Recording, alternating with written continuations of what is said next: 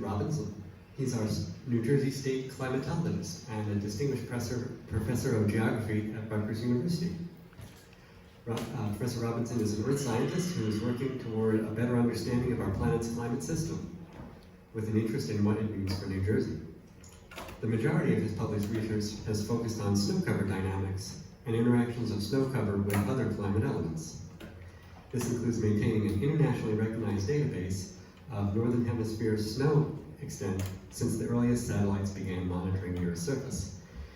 As New Jersey State climatologist, Professor Robinson conducts research and organizes data collection on the diverse weather and climate of the Garden State, and this includes topics such as climate, drought, flooding, and issues for agriculture, transportation, public safety, and commerce. And this data is publicly available for us all to examine. I think you'll probably have links in your presentation, and we can also put them up later on as well. So, thank you all for coming, and I want to give a warm welcome. If you can give a hand to Professor Robinson. Thank you.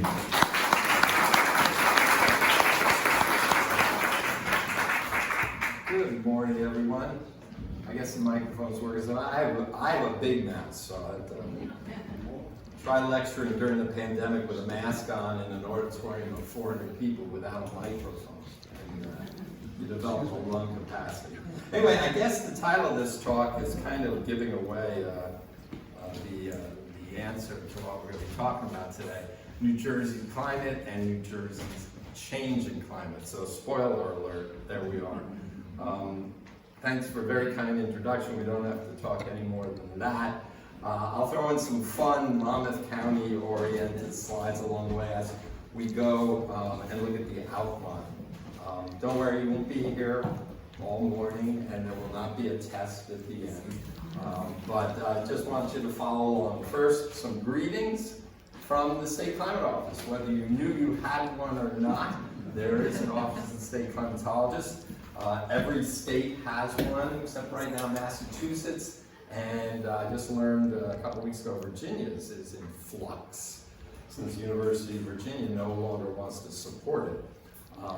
So anyway, but we're here, part of the land-grant university, your university, Rutgers, where we do research, we do teaching, and we do service. So this is a service component of your state university. I was appointed state climatologist 31 years ago, which makes me, by like 5 years, the longest serving one in the country. But we have a former Maryland state climatologist sitting in here today, my colleague Alan Roebuck, who saw better and came up to New Jersey. I met a Jersey girl. Yeah, you met a Jersey girl. They're all right. I'll attest to that. Maryland just got $4 or $5 million from the government to put in a weather network. I'll tell you about our much more woefully supported weather network in a second. In fact, you can see the map right there. But I invite you to visit the site, njclimate.org, and you can find all kinds of information. I write a monthly narrative on the climate of the past month. You can look at the I'll show you some slides on what the last 12 months have been like. You can go on and get data back to the 1890s on the site, which would allow me to quickly go and tell you that earlier last week, the 66-degree minimum in New Brunswick was the highest minimum temperature on record for November, going back 125 years. Not just the day, but the month. And you had to go back to October 20th. In 1916 to find a low of 66.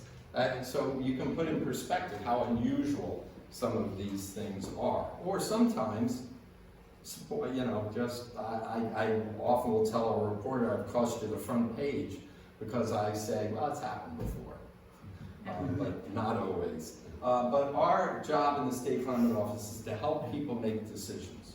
And that can be the governor, during a flash flooding situation with Ida, working with the Emergency Management Office, or it could be John, Jane Q. Public.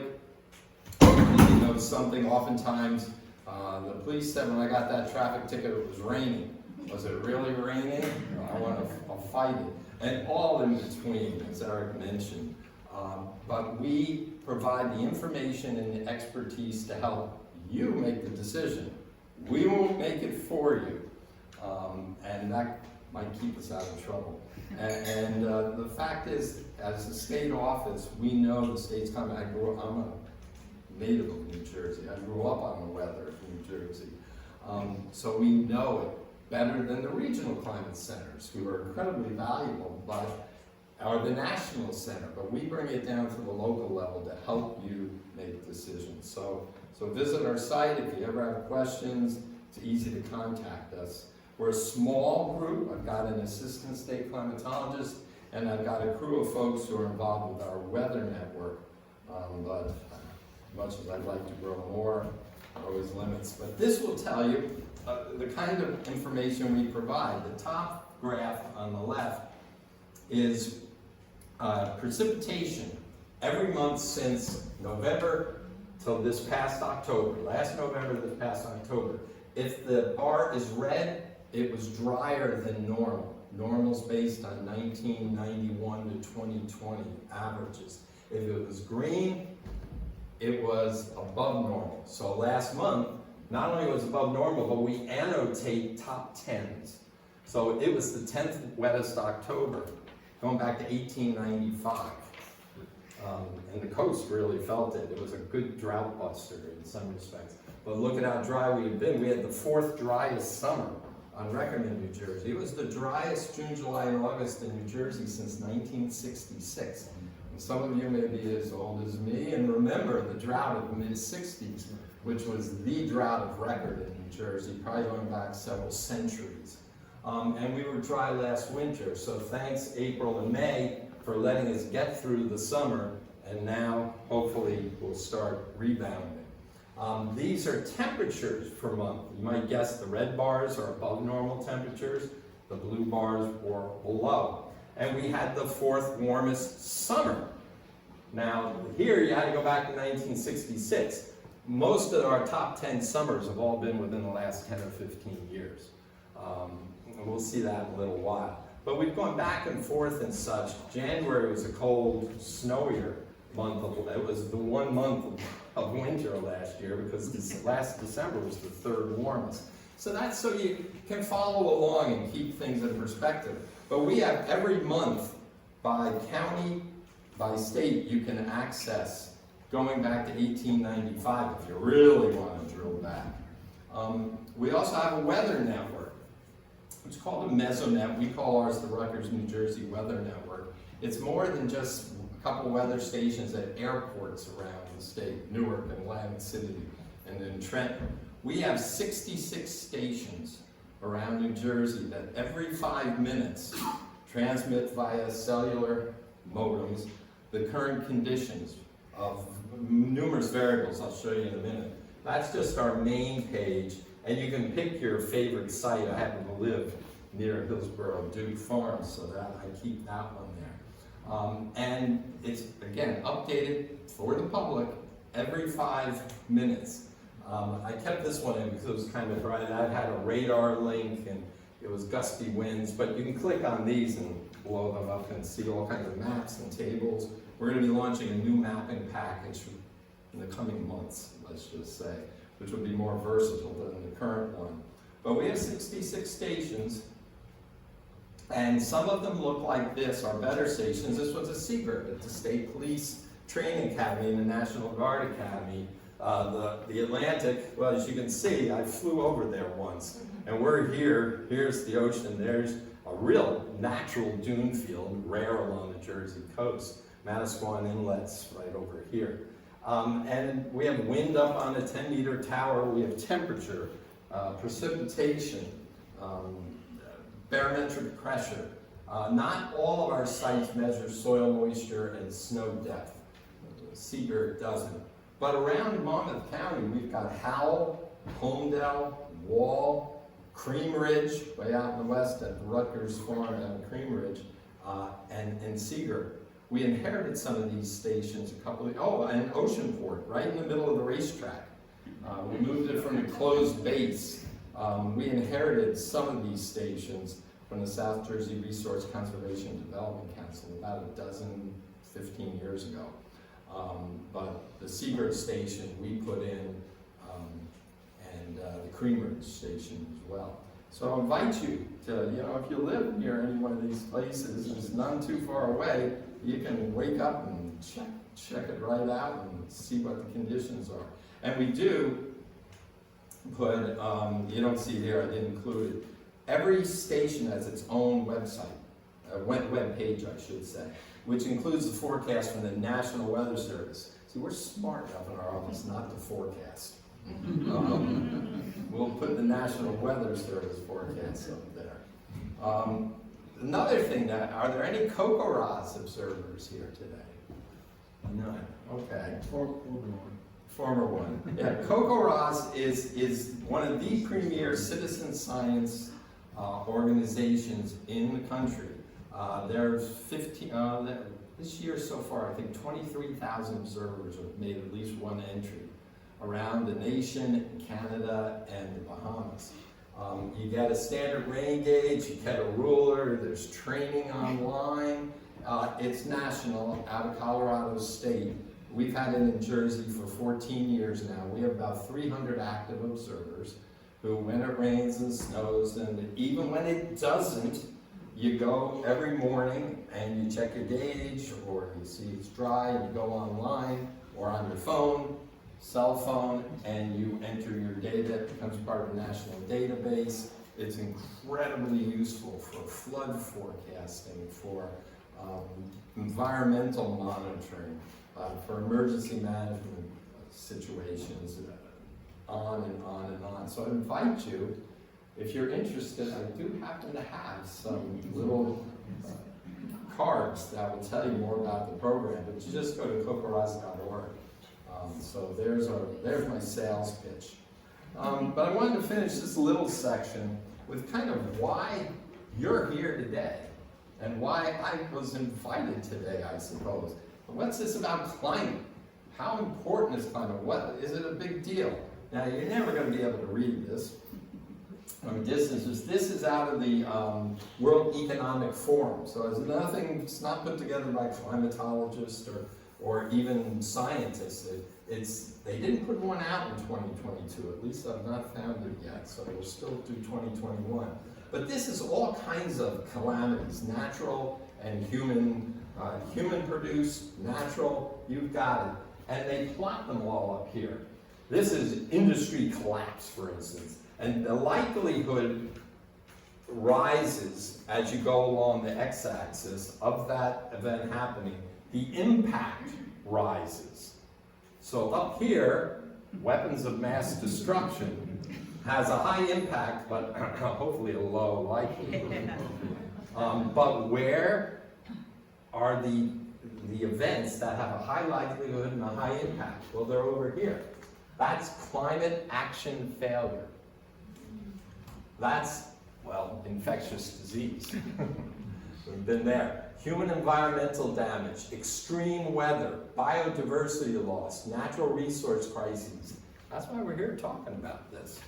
High likelihood, and when they occur, a high impact. So that's why I think this is so important to look over this, and I recommend taking a look at that and closer up rather than this here. Anyway, so let's talk a little bit about the climate system. It's complex. Okay, next slide. And that's what makes it so interesting, and that's what makes it open for people to study it coming from so many different directions. And here we're just talking about the physical science of it, not the social science, which is exploding. Usually it's all social science now, and they bring we physical scientists in to say, yes, the climate's changing, it's important. And then they go on to the social aspects of it. But there's still a lot to know on the physical side, because there's so much involved. The lithosphere with volcanic eruptions and impact on the climate system, the biosphere, forest, fields, deserts, the hydrosphere, which covers our oceans, which holds so much heat that we've been producing, rivers and such. My favorite, the cryosphere, with snow and ice and how the amazing changes I've seen in my career in sea ice and snow cover. Oh yeah, the atmosphere. We can't forget about the atmosphere. And of course, the source of the energy for all of this, the power our climate system, is the sun. But, oh, yeah, one thing I forgot. What's front and center here? Human activities. A new sphere, the human sphere, or whatever. Yeah, that's front and center. Deforestation, changing of grasslands to agricultural lands, industrial revolution with the factories pumping out chemicals and such, traffic, roads, you name it. So we're part of that system now. There's no denying that. And they all interact at their own paces, their own time scales. You can go study one in isolation for about this long before you have to go and bring everything else in and look at it. But what is exciting about it, and when I'm teaching this, you can approach it from so many different directions. So the doors are open for so many people who might have an interest in studying this on the physical side, let alone the social science side, to dive in and become part of the community studying this, trying to better understand it. And then we're still trying to understand New Jersey's climate. I love New Jersey's weather and climate. Who gets bored by New Jersey's weather? San Diego? No. Miami? But I wouldn't want to live at the North Pole either.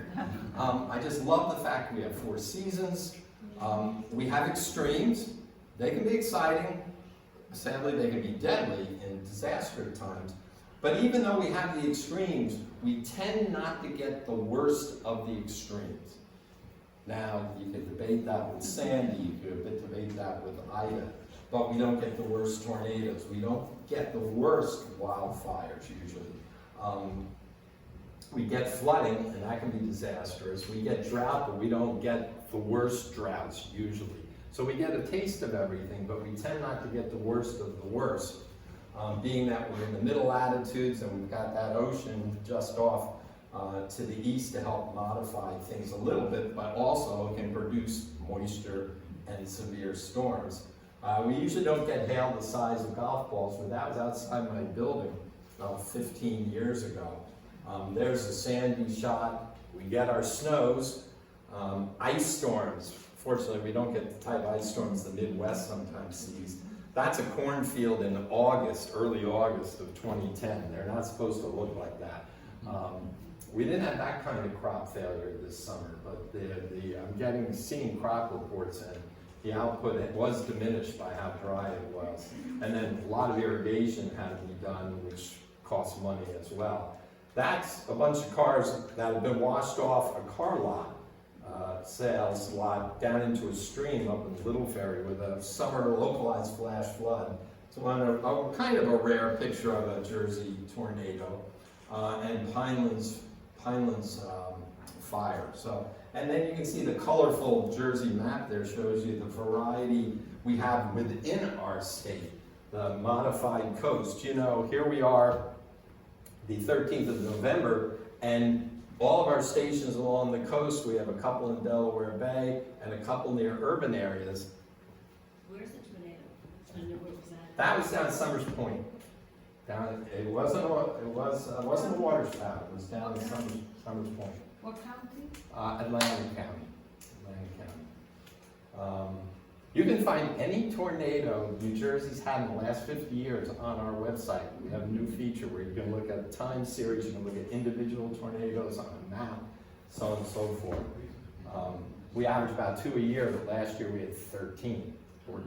Second most on record. 89 had 17.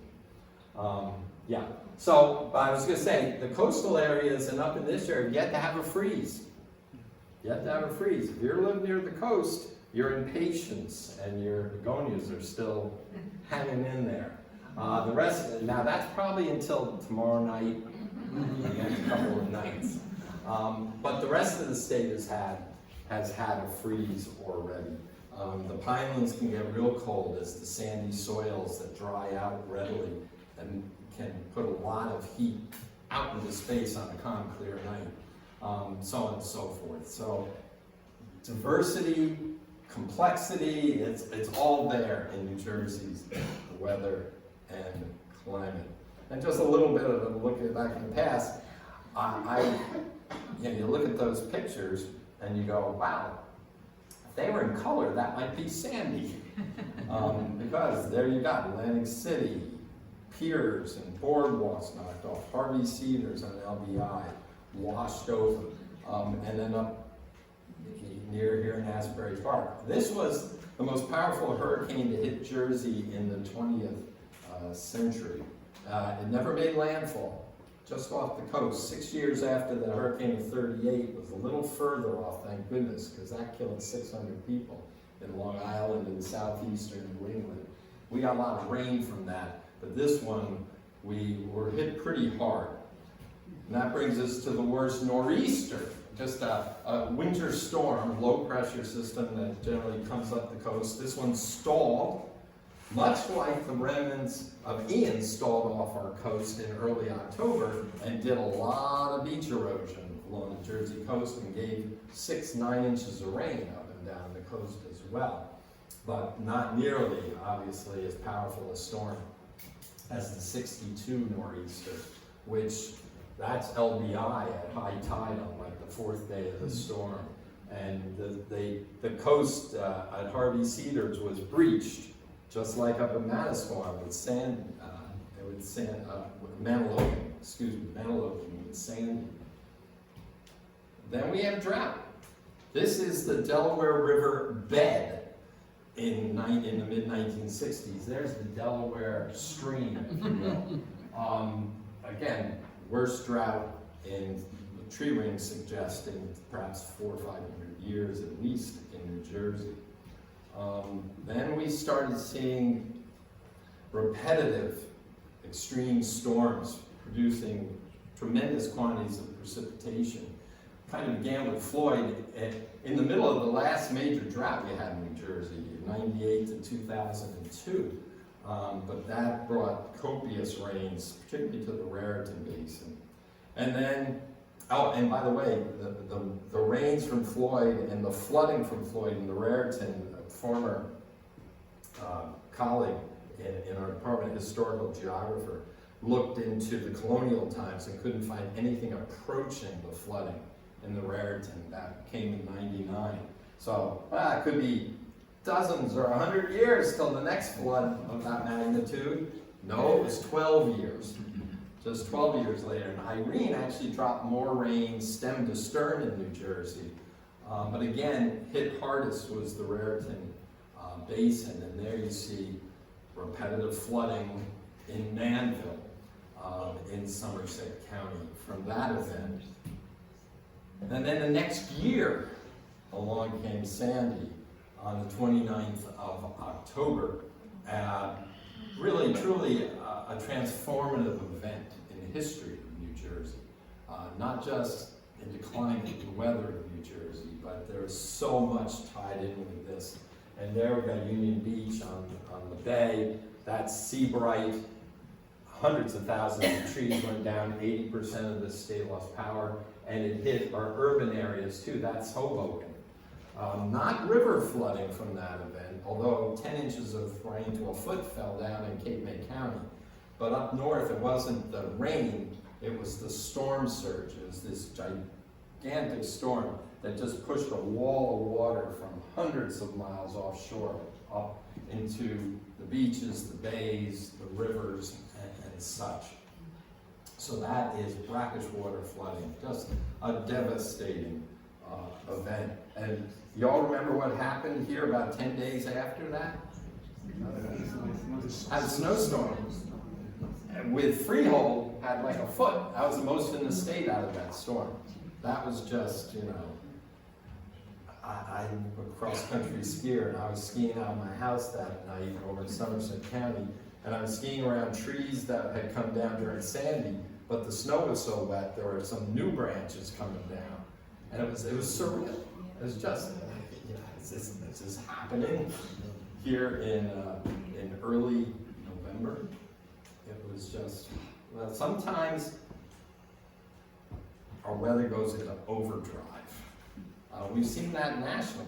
We had a hurricane, the first landfalling hurricane in in the US in November since 1985 was Nicole this week. And what was going on at the same time that hurricane was making landfall? There was a blizzard up in the Dakotas. Bismarck, North Dakota had their second largest snowstorm on record, 17 inches. They missed the record by 0.3 of an inch. And 3 feet of snow fell out in the near Truckee, California, in the Sierra Snow Lab as that storm came on shore. So, you know, it was fall, it was winter, no, it was summer. It's sometimes, and this weekend, things have calmed down. It's just gotten cold, pretty much coast to coast. We're getting there, just stay tuned. And then came Ida. Ida, in my 31 years as state climatologist, you know, top billing goes to Sandy. This is number 2, because this is the second deadliest natural disaster in New Jersey. Sandy, about 38 people died from various causes during the storm and after the post-storm. Ida, 30 people drowned, essentially, during the storm. Blocks from my house, there were roads underwater and people drowned, and I never would imagine that. Again, and we had the largest tornado in New Jersey since 1990, an EF3 tornado. The last one, EF3, had been in 1990, Somerset County. Miraculously, no major injuries or deaths from that event. It was well warned, people knew how to get out of the way. The flash flooding came so quickly into areas we've never seen before, and a lot of it came after dark, which was a big problem. That's downtown Elizabeth, where some people drowned in their basement apartments, as they did in New York City as well. And then the river flooding followed, Manville again, and that's the trash piled up along the sides of the road. That was about 3 hours after President Biden visited. I happen to live next town over, and about 100 feet higher. All I heard those days was helicopters coming in and out, and 2 houses exploding, and then a catering hall exploded 24, 30 hours later, and they couldn't fight, They couldn't fight it because it was surrounded by floodwaters. They couldn't get to it. A lot of explosions and fires when you have major floods. So this was, again, a remarkable event, but the Raritan River went to the same level as Floyd and Irene. So the 3 top floods in the last couple hundred years, all within a 20-year period. So you know, something's going on here. So let's talk about that as we look at the wonderful lighthouse out of Sandy Hook.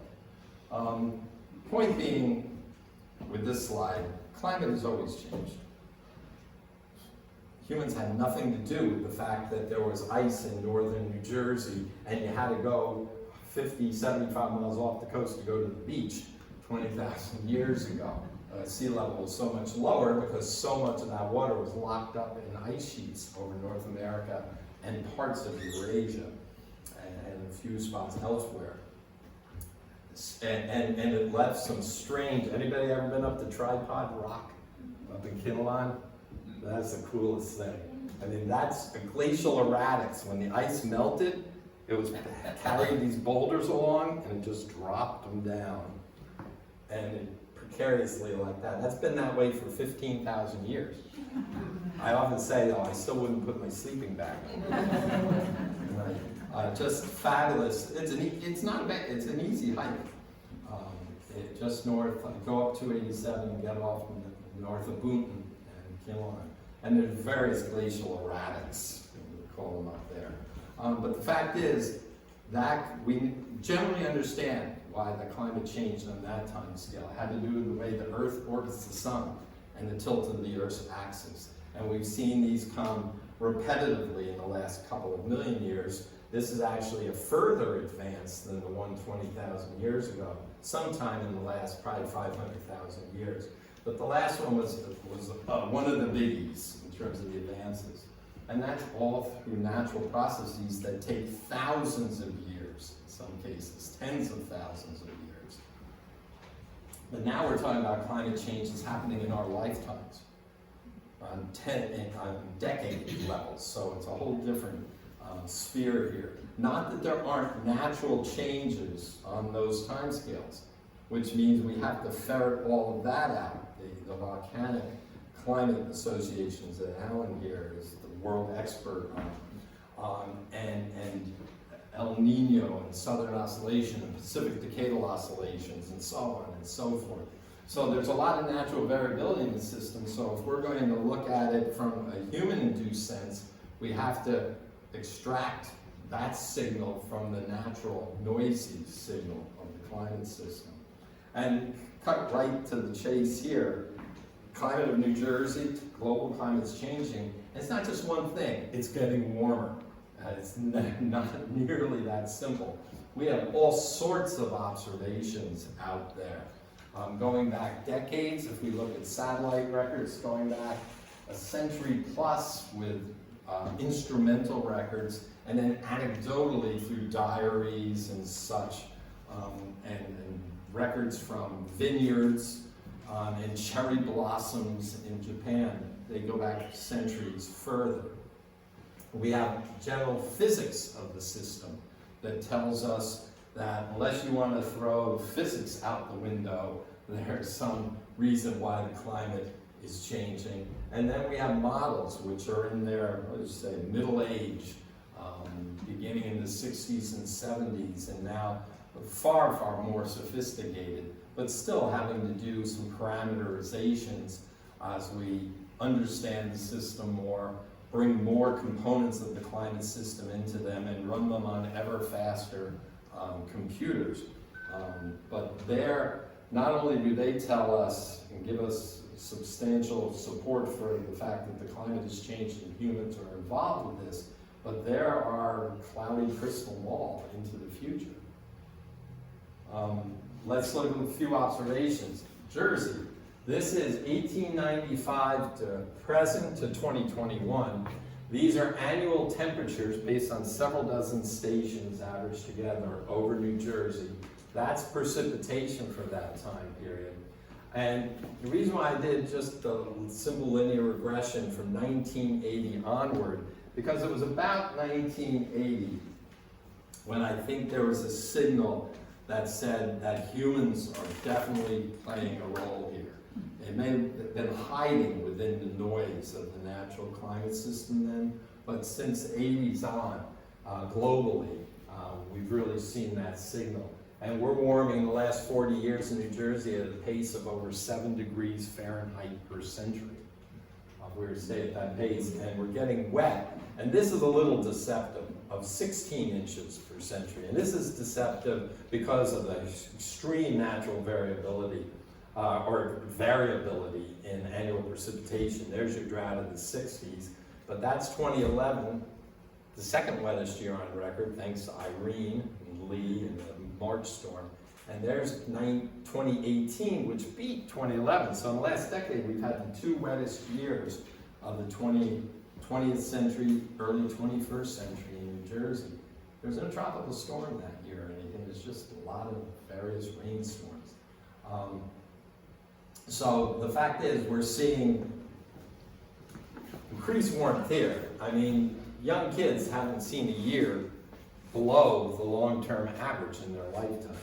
Here, if you look at the variability from year to year, and then since the 60s, the variability from year to year has grown. So you got to be ready for flood or drier conditions. But we've not had a protracted drought now for 20 years. So that's a little bit on observations on the home scale.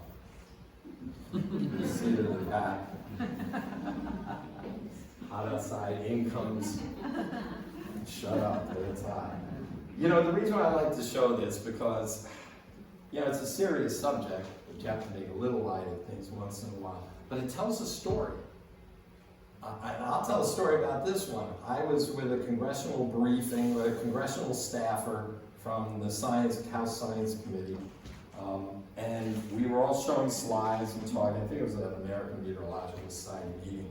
And at the end of it, it's the only slide she wanted. And I learned that going up on the hill to talk about my snow work with some sea ice folks and some glacial folks. They kept saying, take away that graph, take away that figure, tell a story. Because that's what people want to hear. They want to hear the stories. They, you know, their eyes start glazing over by the second or third graph. And that's okay. I learned a lot from doing that. I've learned a lot from interacting with the media over the years. That they're going to take our science and weave it into their stories in little sound bits and then go for the pathos and the human aspect like that.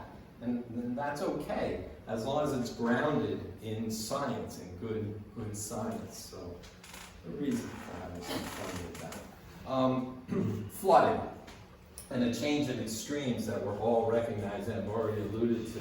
This is, again, Demandville. Again, apologies, it's the next town over, and they flood and flood and flood. Photos of 4 floods, that's traffic light right there. But I missed 2 of them. One I had to get in to teach, and I wanted to make sure the bridge was going to be open. And now I live on the other side of the river, and I couldn't get to it after Ida. But the gauge upstream of the Millstone River at Blackwell's Mills goes back 100 years. And these 6 floods are 6 of the 8 highest floods in the last century. And it all started with Floyd in '99. Now, some may back off, and we have to I'm always trying to second guess myself. Maybe it's just development upstream. We're paving things over more rooftops and such. And there's no doubt that contributes somewhat to it. But up the Millstone River into Heightstown and up to Princeton, whatever, it hasn't grown that much in the last couple of decades. This is simply a matter of too much precipitation in too short a period of time over a large area. Not just a small portion of the basin, say the whole basin. And we're seeing this time and time again, this repetitive flooding. We're a coastal state, so just a quick look at sea level rise at Atlantic City, going back into the 19-teens back here. And we can see sea level is going up about 15 inches or so. Some of that we know is because the land is actually sinking down there a little, so you get an apparent sea level rise. But half or upwards of 2/3 of the rise is because there's more water in the bathtub, more water in the oceans from melting of sea ice, and also the oceans are warming, so they're thermally expanding. So I said sea ice. I saw your head shaking. The sea ice doesn't change sea level. That's a great exam question for the students. When the glass ice melts in your drink, does the water start flowing over, or the drink start flowing over? No, it's glacial ice, excuse me, glacial ice. Some from ice sheets, the bigger ice sheets, contributing to this sea level rise along the Jersey coast. Then we got the theory, the greenhouse effect, and then we have the modeling. And I don't have time to go into all of these, but when it comes to the greenhouse effect, you're going to look at it like this. And this is a simplistic way of looking at it. There's far more to it than this, but basically, we have a natural blanket of these greenhouse gases on the Earth. Carbon dioxide, water vapor in abundance, and so on. And without that natural blanket, the Earth only gets enough energy from the sun to be about 0 degrees Fahrenheit. So it's good to have the blanket. It's like you put a blanket on your bed. Now you're producing the heat, but let's pretend that came through the blanket from the sun.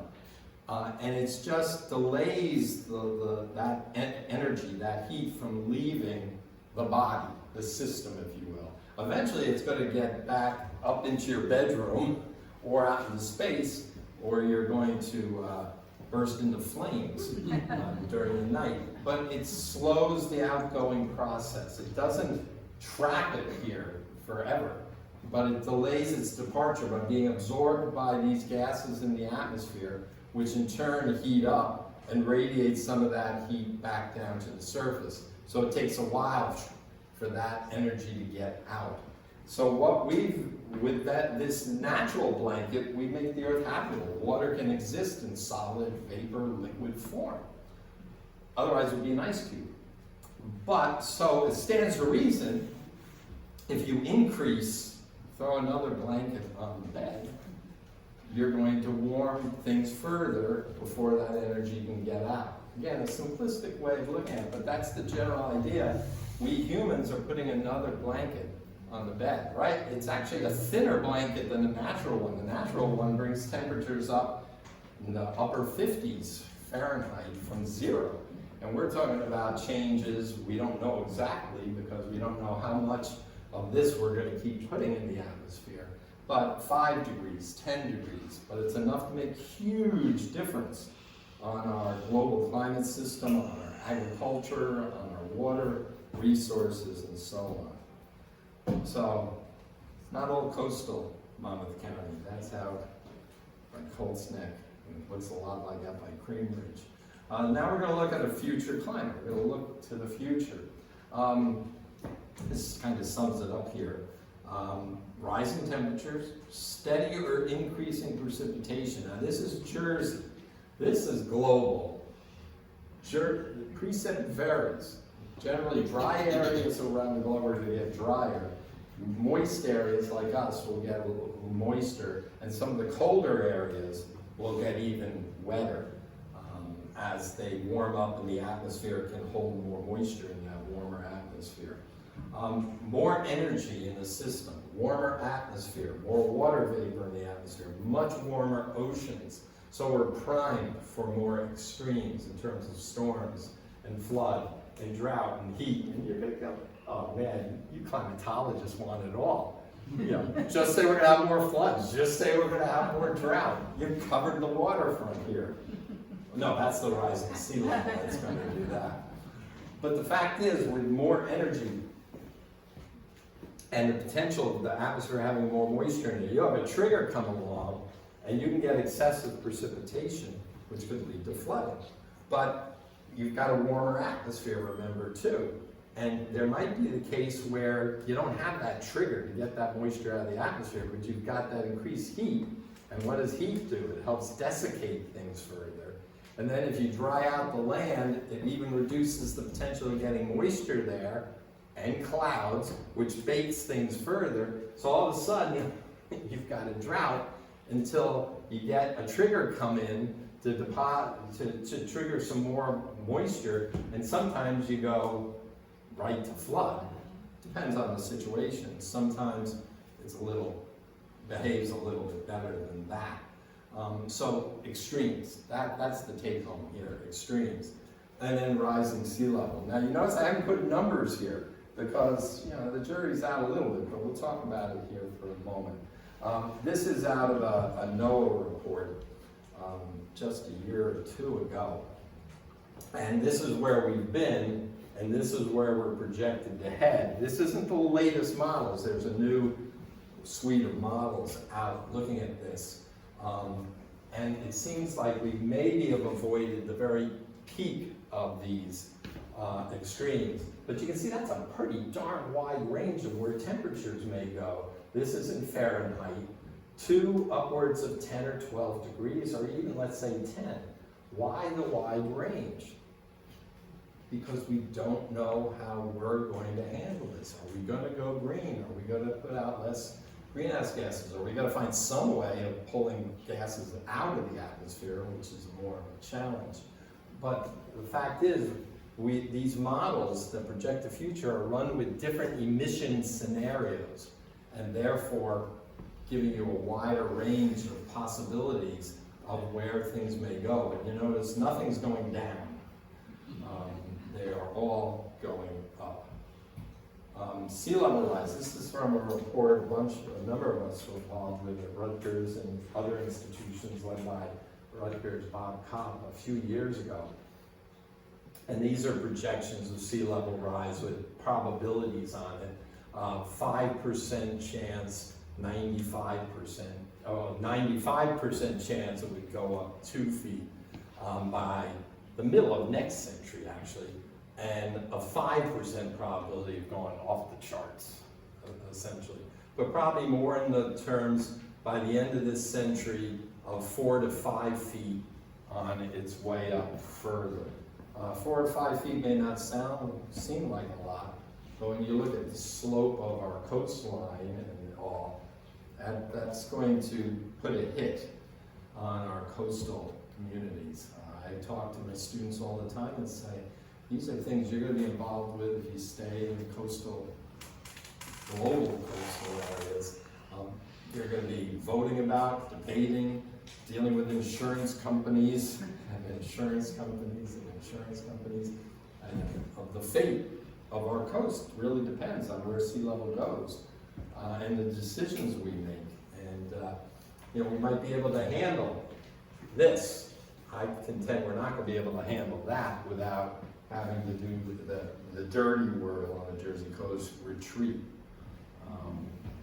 We got to think about that a lot. The insurance companies are going to have something to say about that. The infrastructure of the region is going to have something to say about that. Can we get gas and water and sewage and electric out to these areas? So a lot to debate there. I'll finish up. I'm almost done. We'll get to questions. We look forward to it. I've kind of talked about this a little bit already. Future storms. There's been some recent studies I was involved with, and the Regional Climate Center and Cornell did some work, and it's been put out in some reports by New Jersey Department of Environmental Protection.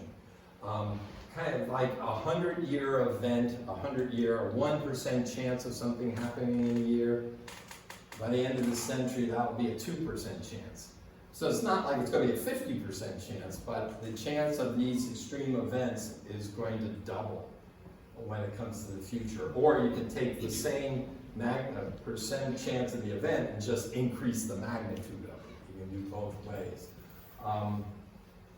And we've seen in the last 20 years, we added 20 years of data to studies from 1950 to 2000 that looked at return periods, added 20 to 2020, and it increased the amount in a given of rain that would be in a given return period. And then project out into the future. And then a lot of questions I get about tropical cyclones, and the studies basically right now suggest, just to try to summarize, we won't have necessarily more tropical storms, but we may have more intense tropical storms, and that could be tropical storms or hurricanes, systems that would amplify and grow faster, so you'd have less time to get out of harm's way. And even a study last year, I think, that they'll stay stronger longer as they move inland. So there's a lot of things, the characteristics of these storms may change, but right now, it doesn't seem like they think that the number of storms are going to change. I contend we're in trouble in Jersey with Sandy-like storms, where you keep the waters warm off our coast, you get late season storms, yet you still have winter coming in from the north, and you get these hybrid storms like Sandy or the perfect storm back in 1991, just north of us. So you get a better chance of getting these hybrid storms because you've got a longer lasting tropical season into the fall. But I'm waving my hands a lot. Finally, this actually, one of my students took this right after Sandy. That's Keensburg. And that says, Wheel of Fortune down there. Just again, some sandy damage. So the impacts. This I'll be very quick and refer you to a report. DEP has put out 2 reports in recent years. One that talk more about the science, a compendium of the science about climate change. And then in 2021, put out a report on the impacts. So I invite you to visit that. Socially vulnerable populations. We're not playing with an even deck here. The people that are more prone to problems of today without climate change, environmental justice, climate justice, anything you want to talk about. name it, are going to be impacted more greatly than others of us. Infrastructure. My goodness, look at New Jersey. Our airports are at sea level. Many of our trains sea level. We have tunnels. We have one of the largest ports in the nation. Sea level, sea level, sea level, sea level. And then the flooding and such. Health and well-being. I have health officials telling me how the climate's changing because they're seeing longer seasons for certain infestations. They're seeing new invasive species being able to winter over. Ecosystems, coastal communities, we've just been through that. Agriculture, food supply. Even in Jersey, we have $1 billion aquaculture industry in New Jersey and $1 billion agriculture and horticulture industry in New Jersey. Oceans and marine life, that'll bring it to the aquaculture side of things. And we've seen different fish. Any folks go fishing off the coast. I'm not a big fisherman, but they're seeing Malin Pinsky, a colleague of mine at Rutgers, seeing different marine life off our warmer oceans off our coast. So some challenges. This is preachy slide, if you will, here. Here's my thoughts on water requirement. I've been showing this slide a long time because it doesn't change much. Knowledge. We need, the key here is understanding. Yeah, I know, I'm a professor. I want to stay in business. But understanding. And thank you for coming today to learn more about this and hopefully understand it better. Because once we all get an understanding of this, maybe we can work better together to deal with this crisis. Two choices here, mitigation and adaptation. Sure, we'd love to mitigate things, but in some respects the train has left the station. We can still work on the tiller here, but we're going to need to adapt some. Now the buzzword for adapt these days is resilience. Take your pick. But I've been telling my classes for 30 years, we're not going to be able to fully mitigate ourselves out of this. We're going to have to learn to adapt. And this is where I think there's real potential, and maybe make some lemonade out of lemons when it comes to these extreme events.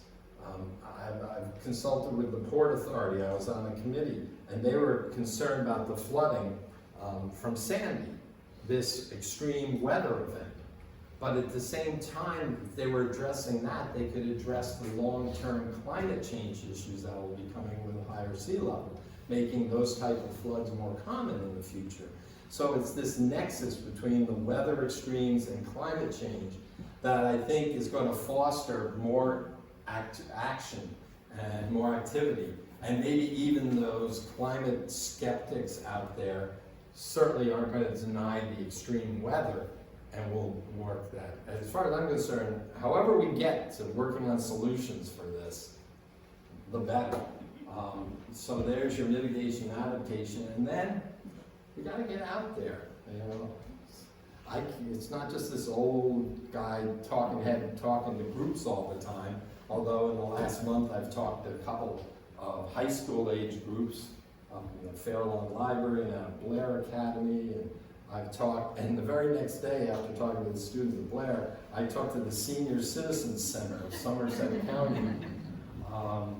And that's great, because I'm invited to do these things. I don't invite myself. And being invited here today. Make people aware and then get people energized to go out and serve on local committees, green committees of your municipality, of your county, or whatever it might be. And then finally, the old vote. Go out and vote, exercise that right. Look at the platforms of the candidates. I'm not going to tell you what to vote for. I think I know what you might vote for. But, and if whatever energizes you, go out and vote for those candidates. Because if you don't vote, you're not going to be part of any solution. So, anyway, I told you my preachy slide. Summing up, a lot of words. I don't like a lot of words, but we have a wide variety of weather in Jersey. climate's changing in New Jersey. It's going to continue to change and probably almost surely accelerate in some respects, including more extremes. With that, we're going to have impacts expanding. This is totally self-serving. We need to keep a keen eye on things like keep our weather net going and keep our CocoRods observers observing. But I don't want to leave you with just nightmares tonight. If we all get this understanding, we all begin to cooperate, we can employ some mitigative and adaptive actions that could stem the tide a little bit. Not Pollyannish and think it's all going to go away, but we can still control our future more than I think some people think.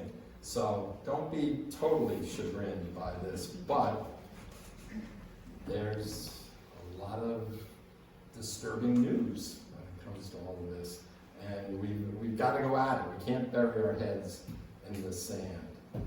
I'd like to think that this was, all these people were here for a talk on climate change, but they're at a concert at what I still call the Garden State Arts Center. How many still call it the Garden State Arts Center? All right.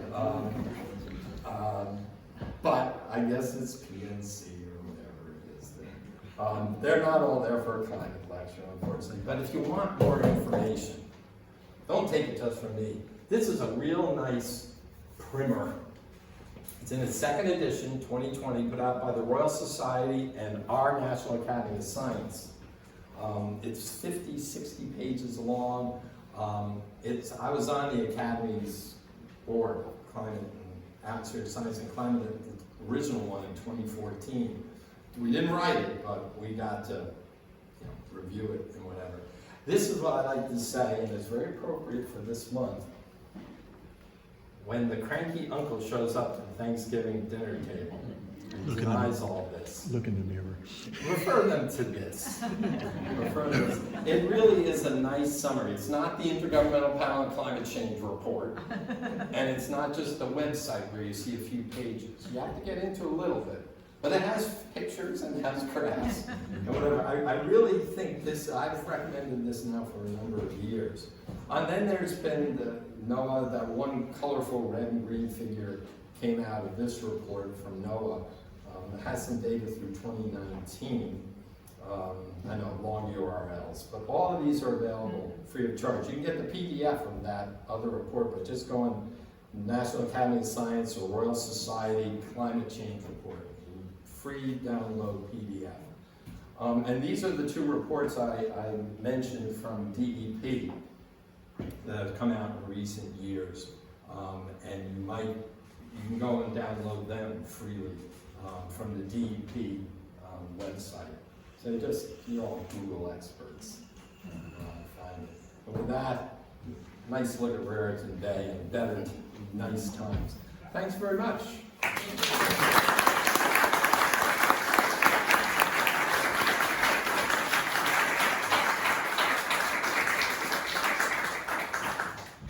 To answer questions until the questions stop, but I realize people have other things to do and the sun's out, so maybe you want to go to the beach.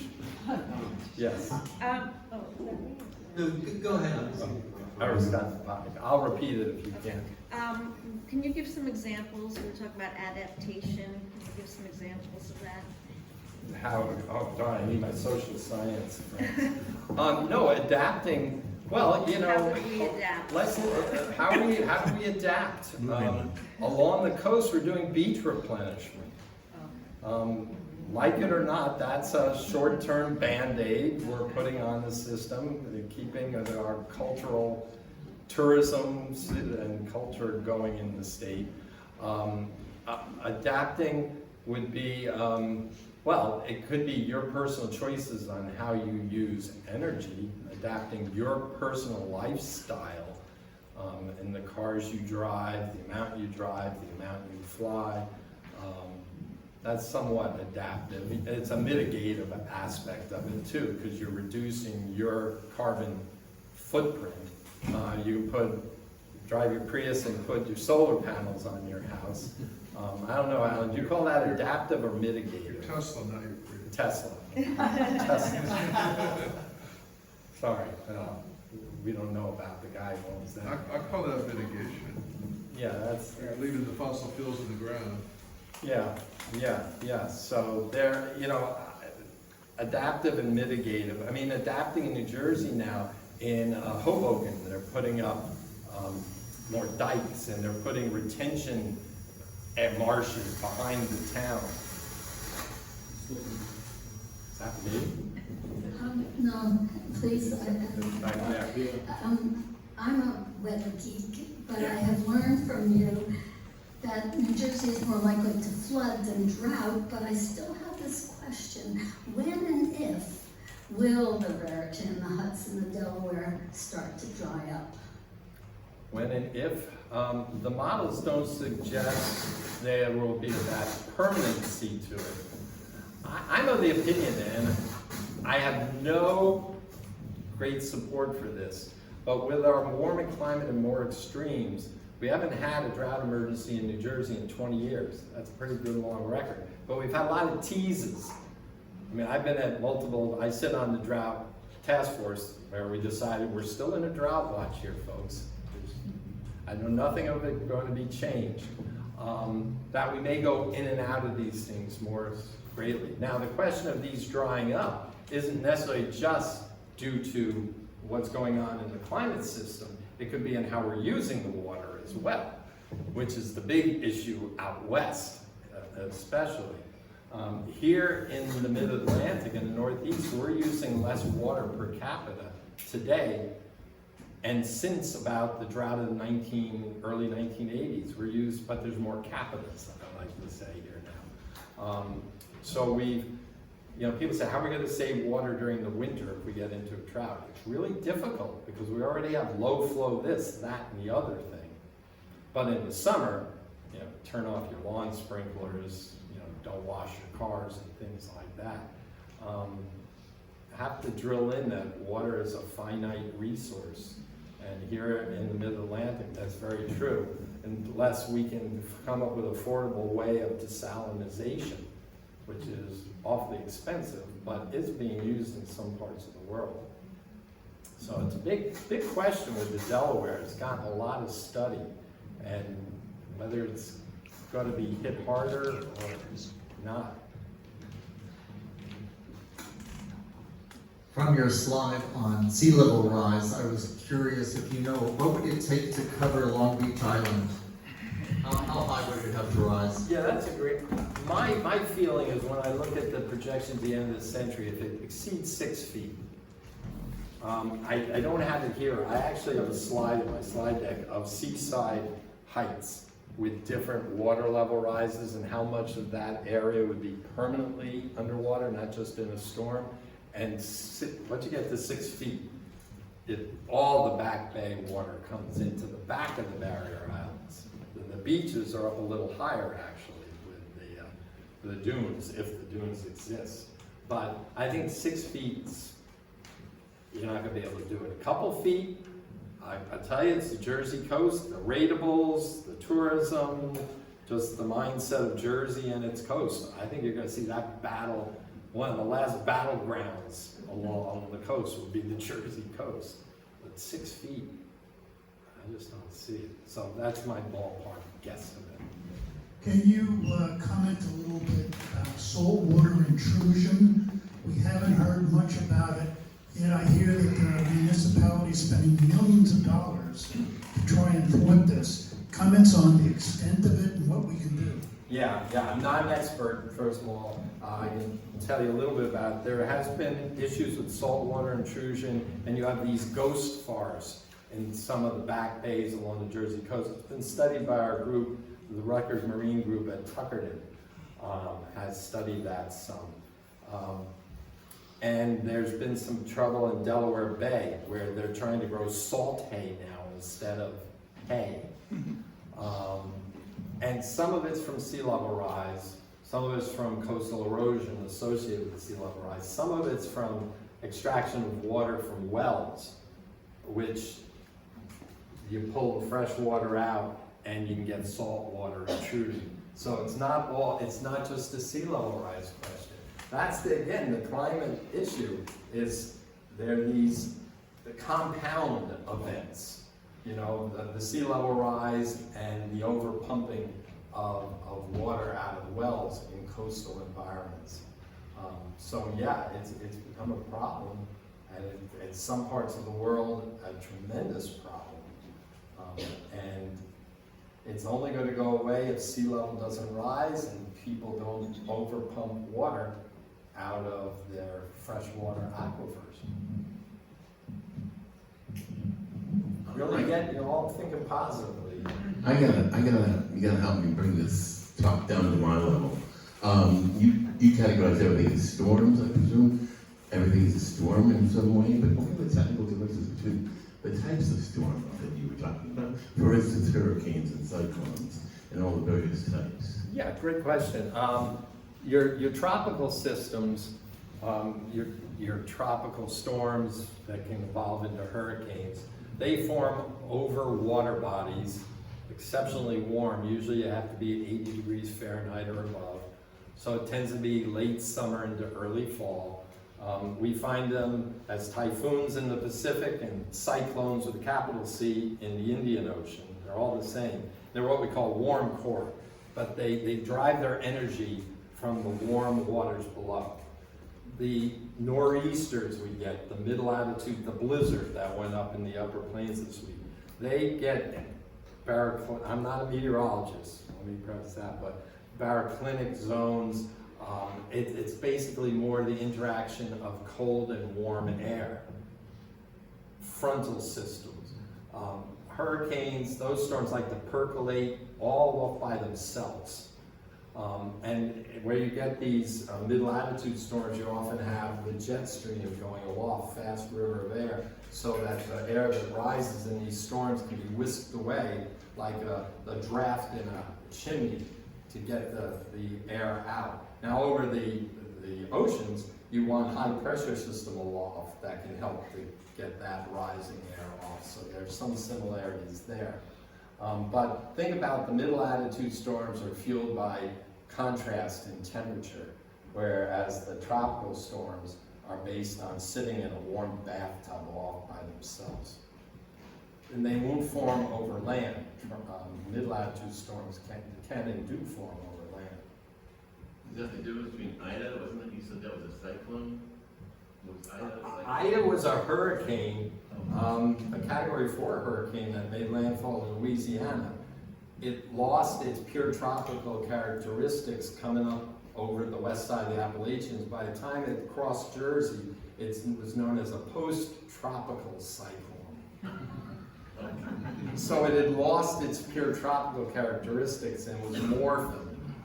Just like Sandy. Sandy wasn't a hurricane when they landfall. Brigantine. 3 hours, 5 hours before, it had been declassified. But it had a warm core with kind of a nor'easter starting to wrap around it. That's how it was defined by one of my colleagues up at SUNY Albany, Lance Bozarth. Alan probably knows. He said, you know, it's a warm core storm with a cold core storm wrapping around it. It was a hybrid. So, you know, there's all different levels. It's not just this and this. Sometimes it's in between. You've been waiting. Yes, thank you. Thank you. First of all, thank you. Great presentation. I would like to know if you know the relationship with waste management and pollution for New Jersey. And so the question is about adaptation, and also what can you tell us about all those fishes that we saw dead, the same size, flooding in of the coast just recently? What can you tell us? I can't tell you a lot. I'm not familiar with that particular kill episode. And waste management, I can look at it from the meteorologic or climatologic side, that if you've had flooding along these rivers and in these bays, and they've gotten into old chemical, you know, factories and such up the Raritan and other places, and with that flooding, they put toxins into the environment. There's huge studies and issues and finger pointing in the lower Passaic and what's going on up in the Meadowlands. The Hackensack River the upper part of the Meadowlands into the Hackensack River has now been declared a Superfund site. I was just at a meeting with the Hackensack River Keeper last week, and Bill and I were talking about that. So I can talk about the dangers of climate change, changing the water levels in our rivers and in our bays, and the floods that come in, or such. And then there's the issue of these hazardous algal blooms in lakes and rivers that present their own problems too. And some of that's because the water's getting hotter in the summer. There was a bad bloom in the Millstone River just this past summer, which threatened the intake of New Jersey American Water's intake at the confluence of the Millstone and Raritan. So they had to flush more water down the Raritan from the reservoirs upstream, Round Valley, Spruce Run, to keep the water from the Millstone from infiltrating the intake. There's an example of a compound issue. Here we were in very dry conditions, and they were having to use precious water to keep the hab out of the intake valve of the water company. And it would have been better to keep that water upstream, but they had to do that because for some reason it's still being studied, but partially due to it was such a warm summer that this algal bloom had formed in this one stream. So that's another thing that I think needs and is getting more attention is these compound events, multiple things building upon one another. There's another positive thought there. Well, first I wanted to make a comment about your interaction with the congressional people, about that they wanted to take out you to take out the slides. That's why the Bible is so captivating, because of all the stories in it. But the question I wanted to ask is, you say you're not a meteorologist, but you are very involved. Which is the best weather service that we can tune into? They all have their strengths. The National Weather Service is the foundation of all our forecasting in this country. Any private weather service you hear uses the data. The Weather Service has the satellites. The Weather Service runs the forecast models. Now there's some private sectors starting to run their different type of forecast models. Our website, we just put National Weather Service forecasts up there. But these private weather concerns are sometimes able to go kind of hyper-local. They're able to drill in a little closer to an area or particular user community. Could be the Major League Baseball in forecasting if they're going to have a rain out of a game. They'll contact the private weather service that will really look very closely. Departments of Transportation often look to private weather concerns to help fine-tune and more specify, either temporally or spatially, a particular forecast. In particular, often getting to the timing of it. So I don't want to take anything away from the private weather services, but by goodness, they rely on the National Weather Service for the foundation upon which they can build their custom forecasts. How do they dodge that? Pretty well. People always say, on TV, which is the best? Well, I can say one good one who's on the radio, although I only would go online to read his forecasts. Dan Zara with 1015. Don't listen to the radio station. Because he worked for me for a while. He still does some consulting with me. And he's really good. He's really good if you want to catch a quick forecast. Just apropos what he was saying, when we hear about like things like El Niño or that other oscillation, Pacific decay. Right. You'll mostly hear El Niño and La Niña. Right. When we hear about that, how does that affect us? I used to think that if I hear about it, that El Niño is in effect, that'll moderate our winters, but is there any way that we can use that information to sort of say, oh, this is what we should expect? Little bit. In Florida, Go to Florida during the La Nina because it tends to be dry, nice winter dry. El Nino, they get wet. It's not a take to the bank, but it's a close. So some areas of the U.S., some areas of the globe, you can get a better handle on the outlook if you know what's going on in the tropical Pacific, which is where El Nino and La Nina are taking place. Here in the mid-Atlantic, it's tough. We've looked at it, and generally, when you have strong La Ninas or El Ninos, you tend not to get extremely cold and snowy winters. They kind of overwhelm things in, say, the North Atlantic Oscillation, which if it goes negative, that's a snow lover's dream here on the East Coast. And I found with El Ninos, it can be feast or famine because El Ninos tend to give you more coastal storms. And if you get a little cold air in there, you can pop a snowstorm. One big snowstorm in '83, it was most of the snow for the winter. 1998, a major El Nino, it was one of our 2 least snowy winters on record. So it was feast or famine depending on coastal storms. La Ninas, which we're in now for the 3rd year, which is only the 3rd time in the last 75 years, we've had 3 in a row, winters, tends to bring a storm track up through the Great Lakes, puts us on the warm side of storms and keeps some of the coastal storms at bay. We don't have drought, but we don't have a lot of snow. Now last winter was a La Nina. We still got a couple of snows in January that gave Galloway Township in Atlantic County bragging rights for the most snow in the state last winter. They beat out High Point, and it was just 2 storms. They got 36, 33 inches, 33 inches total. So it only takes one big storm. And that La Nina pattern may hold for 80% of the winter, but the 20% it doesn't, it can get cold and snow. So it's really tough to bank much on La Nina or El Nino here in Mid-Atlantic. I wish it was easier. From my own unscientific observation, it seems as if Arctic air is coming further south more frequently than it used to. All right, so A, my observation's correct, and B, what effect would that have on New Jersey climate? Yeah.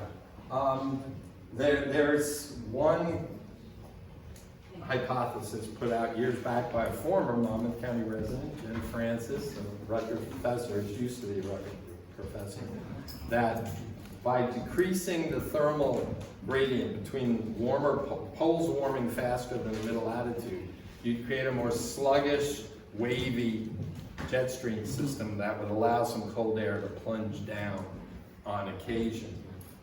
That's still being debated to this day. I love it when people put out theories like that, and it sparks a whole generation of study. But the jury's still out on all of that. And that would, excuse me? So Jennifer's probably not right. Well, she might be right for the wrong reason. There's even people who thought about that. And then some people who just looked at the tropics don't want to look at anybody who studies the poles.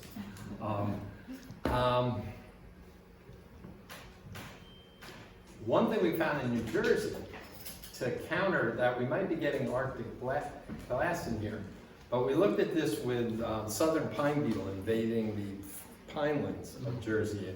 It's an invasive species that's able to winter over when you keep your coldest of winter temperatures warmer.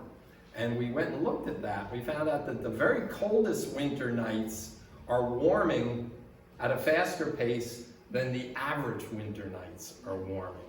So we're not freeze drying those eggs of that invasive species at 5 and 10 below in parts of the pinelands, and they're able to winter over more. So we may be seeing more of this sluggish, more pronounced waves to some of these patterns. But the colder air masses themselves are warming, not just the warm air masses warming. I don't know if I answered that because it's not a firm answer. Okay, so I have a question, and maybe a silly question, but before that, thank you so much. Okay. Enjoyable, very much, thank you. Don't laugh at me, but the Farmer's Almanac Can we actually have any credence to any degree? All right, I'm gonna laugh.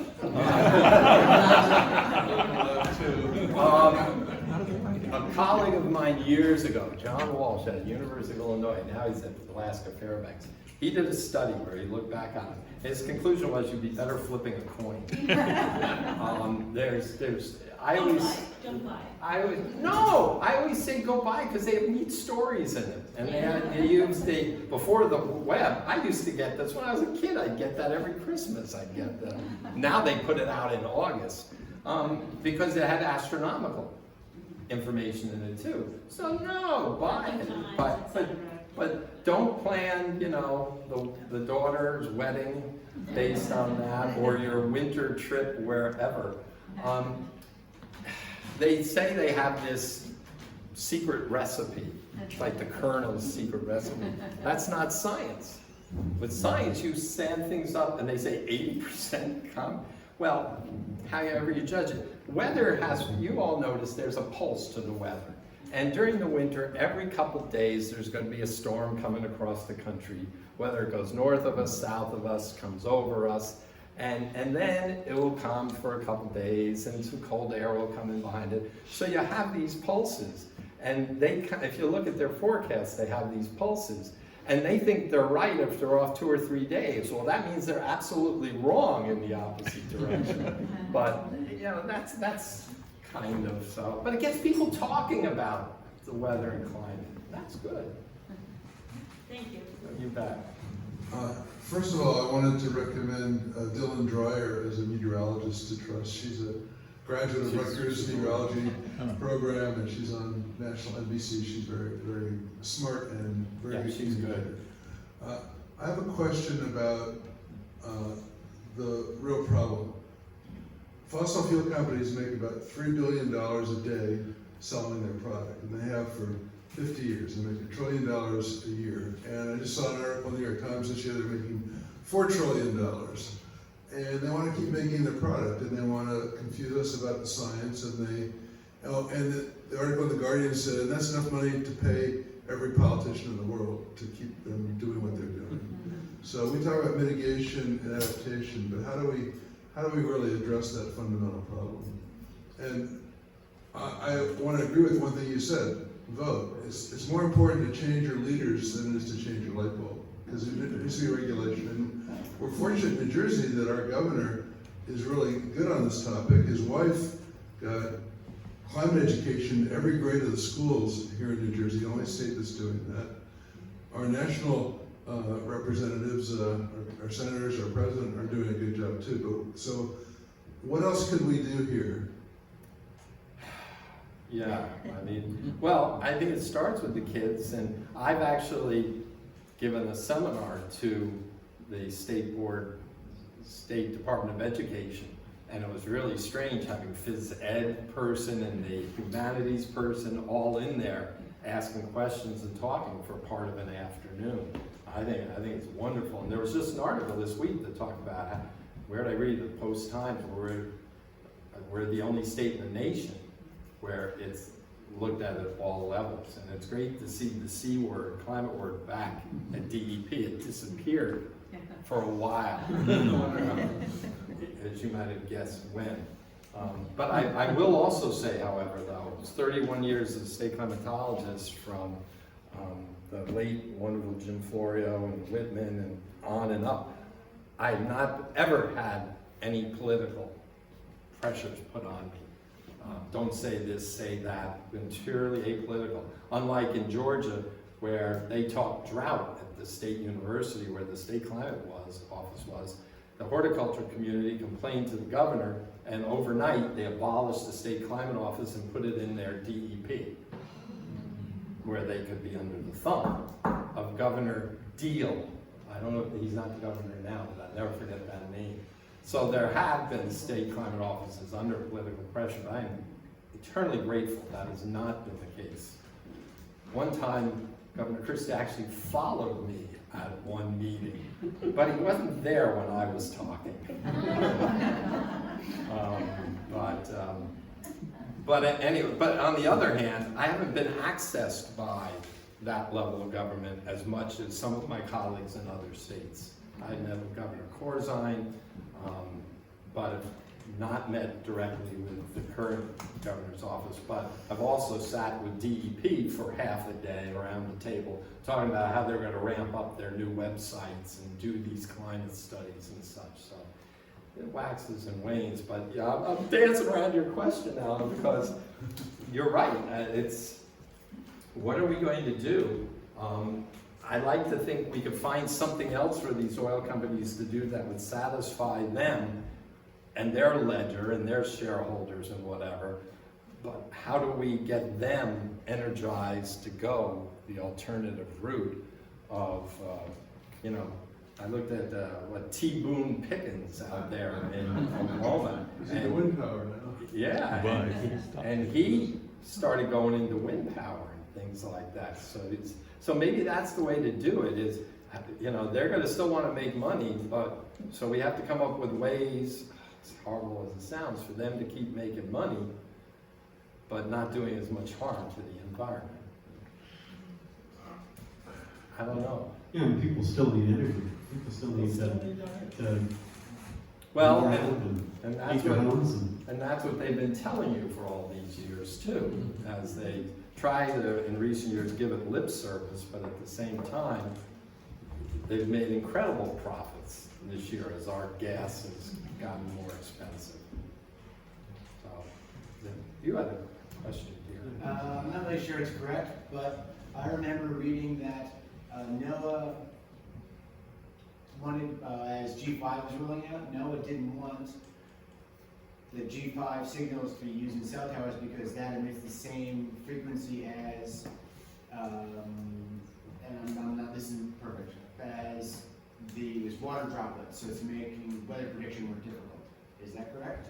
Actually, the way I heard it was that they were interfering with signals that were transmitting weather data, not that they were directly impacting the physical climate system.